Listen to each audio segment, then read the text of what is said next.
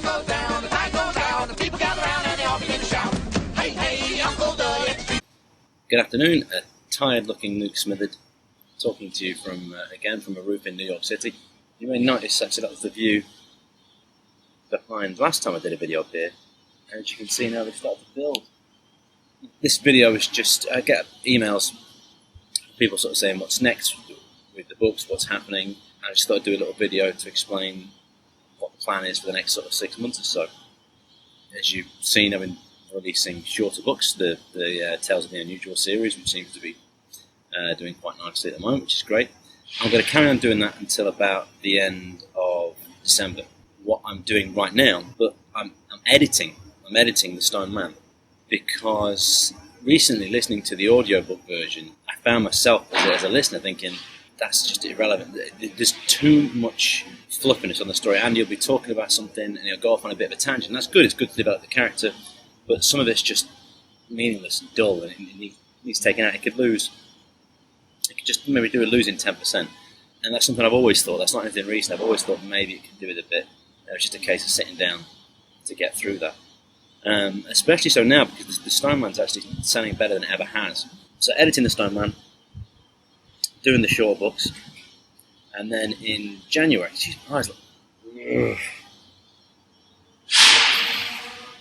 What's the light? Too busy. Wait, moving.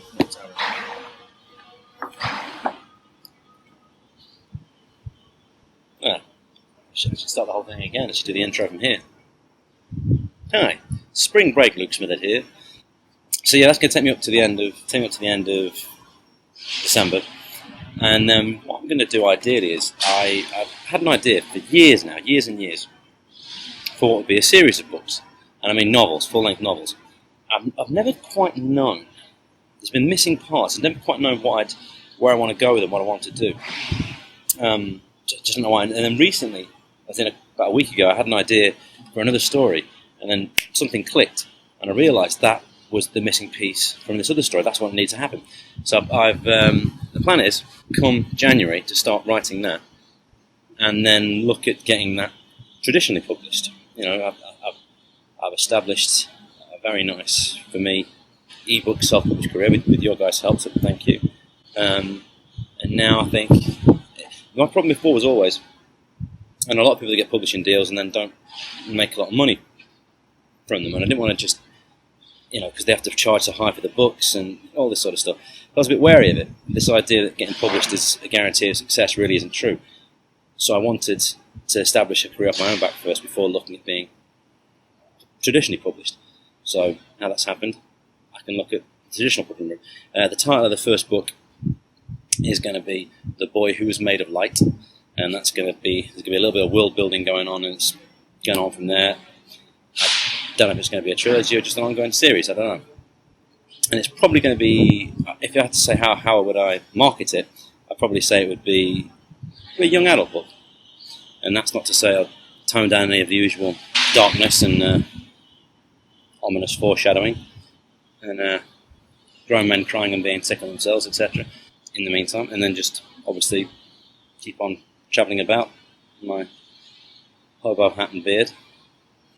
Oh, yeah. If you haven't put a review up yet for Weird Dark, whether you've read The Crash or even if you've just read The Man on Table 10, Hold On Until Your Fingers Break, and My Name Is Mr. Grief, if you've read those, would you mind putting a review up on Weird Dark before the 30th, basically? Because that's when I'm promoting that with a free listing, so that'd be a big help. It's not got very many reviews yet, because obviously a lot of you have already read those stories in the single format. Can you look at New York? There you go. You can see there, Brooklyn Bridge, about to be obscured by a big country building.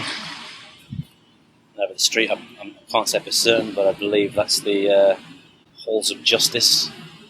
Sorry, this is the Halls of Super Justice.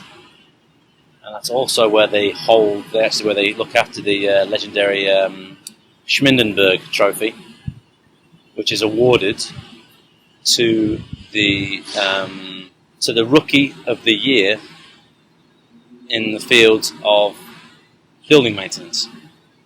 Behind the Halls of Super Justice you'll see the Bronkenmeyer building, which is the home of Chet Huffenberger, who is the heir to the Spermy Wormy bar fortune. Spermy Wormies, as you know, are a favourite of American teenagers everywhere, and famously the only chocolate bar that would survive a nuclear holocaust due to the fact that they have a half-life of 2,000 years. Amazing. Spermy Wormy bars. And provide 100%, in fact, provide 300%, they're trying to bring it down, of your daily intake of thiamine, niacin, and riboflavin. And if you look at that big brown monstrosity over there to the right, see the little square on top of the big brown monstrosity? See the big brown, there's a little kind of big block on top?